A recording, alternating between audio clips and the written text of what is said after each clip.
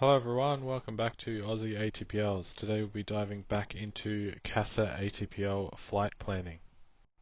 In today's lesson we'll be taking a look at gear down operations. We'll go through a standard flight plan, but this time with the gear down, so you can understand all the allowances that have to be made and what data you have to use to plan for a gear down scenario, which you will most likely get during your flight planning exam.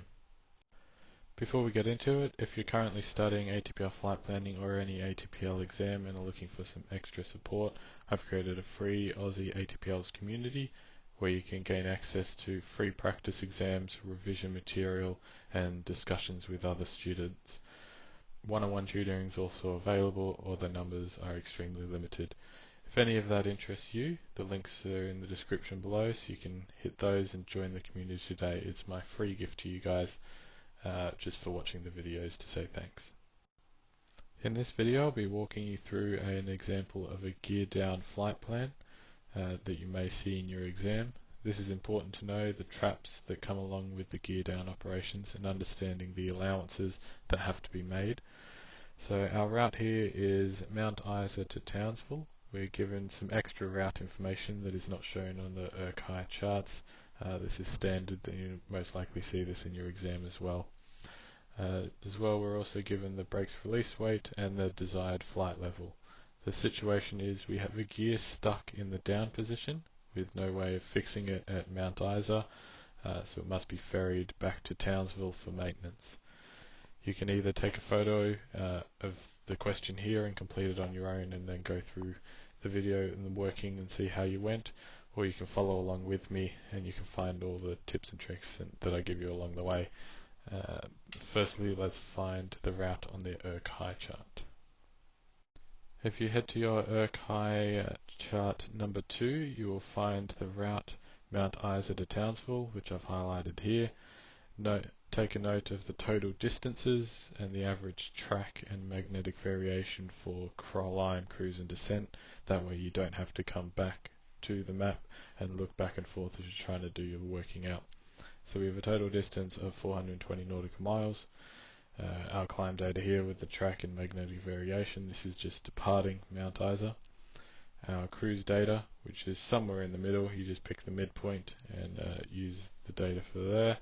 And then you got the descent data, which is our descent back into Townsville. So we got all those tracks and magnetic variations. Now we can see how we're going to organize it to set out our flight plan. This here is how I'd suggest laying out any flight plan, even gear down or any operations. You got your departure on the left or right depending which way you're going to be flying. This is up to you. And then your destination on the other side. This way you can see the climb, cruise and descent segments nice and spread out, so it helps you stay on track as you're working along each step. So we've already got the total distance, 420 nautical miles. So first I like to start with the descent and then the climb, and then we end with the cruise segment, as we need to know the distance in climb and descent so then we know what our total distance in the cruise is going to be. So first let's head on to the descent. So to know what our landing weight is going to be for our descent data, we need to find a rough landing weight. To do this, I like to use specific air ranges. It's a number that you times by your total distance, and that will give you an estimated fuel burn across the entire route. So even though this one we're taking off pretty heavily, so we can safely assume they'll be using data for a landing near 70 tons.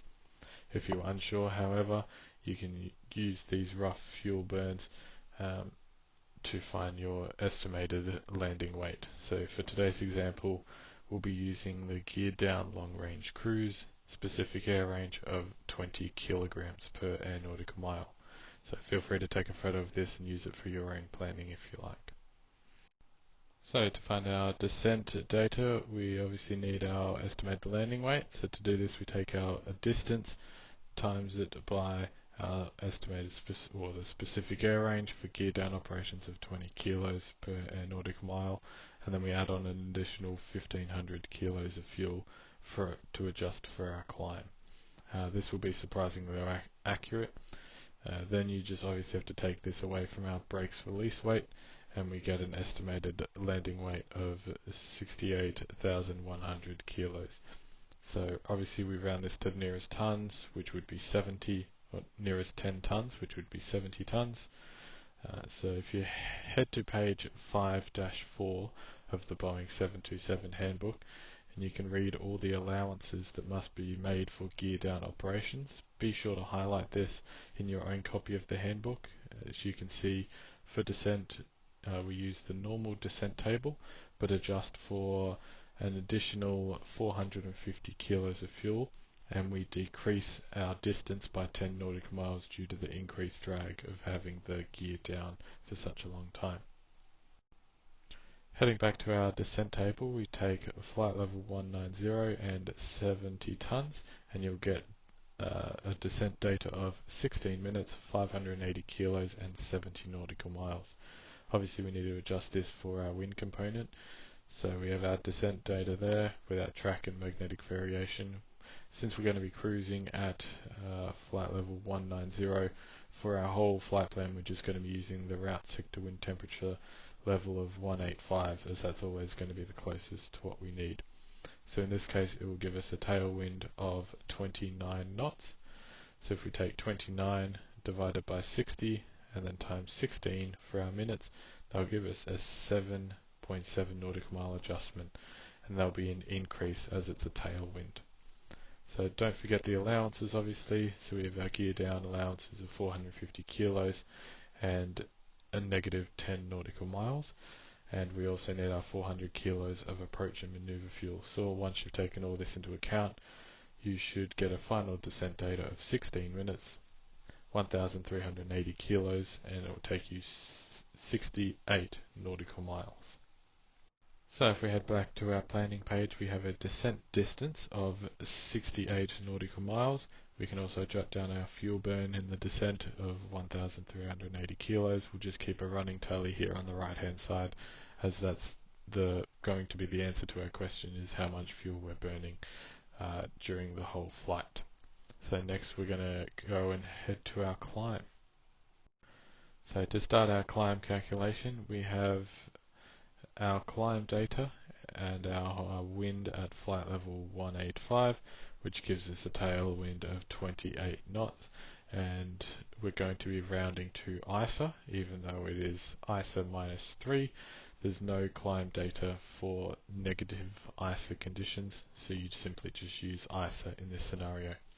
So with a brakes release weight of 78 tons and flight level 190, we must interpolate between 80 and 78 tons, which will give which obviously you can see he gives us 10 minutes for both of them, and 1,650 kilos for 80 tons, 1,550 kilos for 76 tons, and 48 nautical miles and 44 nautical miles. So obviously we need to find the average of these, which is 10 minutes, 1,600 kilos, and 46 nautical miles. So now we must adjust for wind and our gear down allowances, which again you can find on page 5-4. So you'll find you need an additional 20% of time to be allowed for during the climb with gear extended. You would think you would burn extra fuel as well, but if the book says we only need to adjust for 20% more time, then that's all we need to do. So that will increase our time from 10 minutes back to 12 minutes. And then if we get our tailwind and divide by 60 and times that by 12, we get an additional 6 nautical miles that must be added on to the data that we found earlier. So if we change from 10 to 12 minutes and add on our 6 nautical miles, we'll get a descent data of 12 minutes, 1,600 kilos, and 52 nautical miles. Now, since we got our fuel burn in the climb, we can also get our top of climb at gross weight. So we take our brakes release weight minus our fuel burn in the climb, and that'll give us a top of climb at gross weight of 76,400 kilos, which we'll be needing to find out our estimated mid-zone weight during our cruise segment. So back to our planning page, we can enter our climb distance of 57 nautical miles, our fuel burn of 1,600 kilos, and our top of climb gross weight of 76,400 kilos. Now the next is to find our cruise burn over the cruise distance. So to do that, we need to know the distance that we are going to be cruising. So we take our total distance and take away our distance in the climb, 57, and our distance in the descent, 68, and that'll give us a cruise segment of 295 nautical miles. As always, we have our tracks and magnetic variation. We're using flight level 185 data as we're cruising at flight level 190. This will give us a tailwind of 28 knots and ISA plus 3. Our specific air range for gear down operations is 20 kilos per n nautical mile. We obviously need to adjust this for wind as we need to be more accurate with our estimated mid-zone weight. So we take our 28 knots of tailwind, times it by 0.02. We then take 20 and minus our number off of 20, and that'll give us 19.44 kilos. That's per ground nautical mile. So we times this by the cruise distance and then divide it by 2, and that'll give us a fuel burn halfway through the cruise. We then take 2,967 from our top of climb gross weight to find our estimated mid-zone weight of rounded to 73 tons. To find the data for 73 tons and flight level 190, we must interpolate between 74 and 72 tons. This will give us a Mach of 0.508 and a fuel burn of 2,260.5 kilos per engine. Next, we will find our TAS at flight level 190 and ISA plus 3. I like to use the speed of sound formula as it's very fast and very accurate. You can use your whiz wheel if you like, however. There can be some inaccuracies from the manufacturing side. If you want more details on the speed of sound formula, feel free to join the community. The link is in the description, and teach you about how to use it and the fastest way to use it to save you time and keep you more accurate with your TAS calculations. However, you should get a TAS of around 310 knots, adjusted for our 28 knot tailwind, and it'll give you 338 knots of ground speed. We obviously take our distance, divide it by our ground speed to get 0.87278 hours in the cruise segment. So we then need to find our fuel burn. To do that, we take our fuel burn that we just found, times it by 3 for our 3 engines. Then we obviously need to take away 1% for our negative 3 degrees of ISA deviation. And then we take our fuel burn per hour and times that by our time to go along the cruise segment, and then it'll give us a fuel burn in the cruise of 5,850.7 kilos, which will round to the nearest whole number. Now we have our fuel burn for the cruise. We have all the information we need. Simply add all the fuel burn sectors together. So we got our climb, cruise and descent fuel burns. Add those together and they'll give us 8,919 kilos of fuel burnt over the entire flight. If you guys are after any extra exam prep or want some more practice exams with questions just like this, you can hit the link in the description and join the Aussie ATPLs community.